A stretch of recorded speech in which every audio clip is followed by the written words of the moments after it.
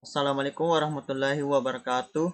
Perkenalkan, nama saya Abdul Somad Fajar dengan NIM 1057311000720, kelas AK20A. Baik, di video kali ini saya akan membahas tentang definisi pengantar perpajakan. Definisi pengantar perpajakan ada 5, yaitu pengertian, fungsi, jenis-jenis pajak di Indonesia, sistem pemungutan pajak, dan yang terakhir timbul dalam hapusnya utang pajak.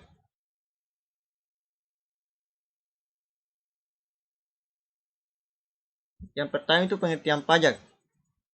Pajak adalah iuran rakyat pada kas negara berdasarkan undang-undang atau dalam kurung yang dapat dipaksakan dengan tidak mendapat jasa timbal atau dalam kurung kontraprestasi yang langsung dapat ditujukan dan yang digunakan untuk membayar pengeluaran umum.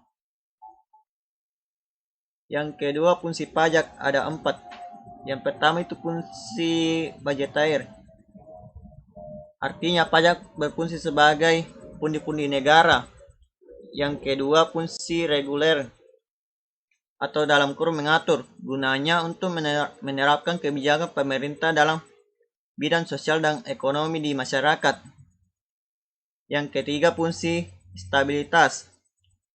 Fungsi stabilitas yang memainkan peranan penting dalam keseimbangan perekonomian suatu negara seperti mengatasi inflasi maupun deflasi.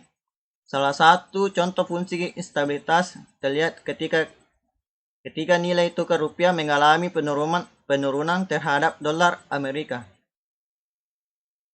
Dan yang terakhir, keempat, fungsi redistribusi. Fungsi redistribusi pendapatan yakni membuat pendapatan masyarakat merata. Pemerintah dapat memanfaatkan pajak untuk membuka lapangan pekerjaan.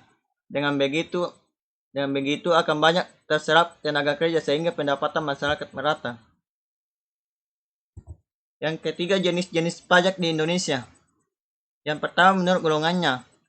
Bagian A, pajak langsung, yaitu pajak yang harus dipikul sendiri oleh wajib pajak dan tidak dapat dibebankan atau dilimpahkan kepada orang lain. Contohnya yaitu PPh. Bagian B, pajak tidak langsung, yaitu pajak yang pada akhirnya dapat dibebankan atau dilimpahkan kepada orang lain. Contohnya PPN. Bagian kedua, menurut sifatnya. Bagian A, pajak subjektif, adalah pajak yang berpangkal pada subjeknya, yaitu dengan memperhatikan keadaan diri wajib pajak. Bagian B, pajak objektif, adalah pajak yang berpangkal pada objeknya, tanpa memperhatikan keadaan diri wajib pajak. Dan nomor 3, bagian 3, yaitu menurut lembaga yang memungutnya. Bagian A, pajak pusat, yaitu pajak yang dipungut oleh Pempus dan digunakan untuk membiayai rumah tangga negara, contoh PPh, PPN, PPNBM, PPB, dan biaya materai. Bagian B, pajak daerah, yaitu pajak yang dipungut oleh pemerintah daerah dan digunakan untuk membiayai rumah tangga daerah, contoh PKB, BP, BBNKB, pajak hotel dan restoran, pajak penerangan jalan, dan lain-lain. Yang ketiga itu sistem pemungutan pajak. Yang pertama, Official Assessment System adalah sistem pemungutan yang memberi wewenang kepada pemerintah atau dalam kurung Fiskus untuk menentukan besarnya pajak yang terutang oleh WP. Yang kedua, Self Assessment System adalah suatu sistem pemungutan pajak yang memberi wewenang kepada WP untuk menentukan sendiri besar pajaknya yang terutang.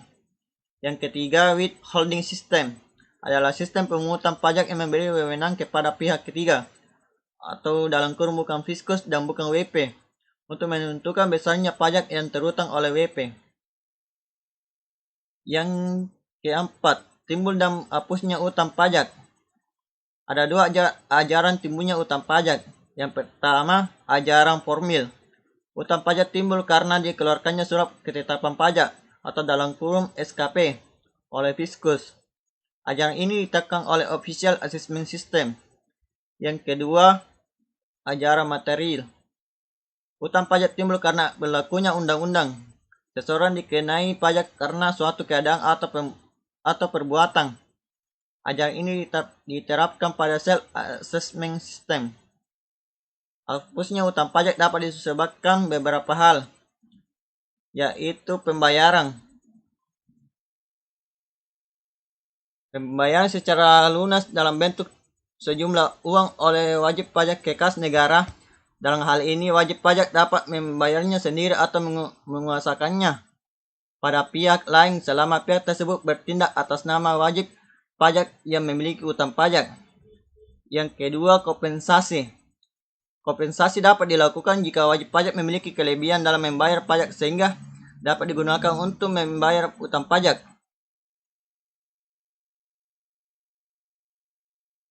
Yang ketiga, kadaluarsa. Hak untuk menagih pajak kadaluarsa adalah setelah melampaui waktu 5 tahun terhitung sejak tanggal terutang pajak atau berakhirnya masa pajak, bagian tahun pajak, atau tahun pajak yang bersangkutan.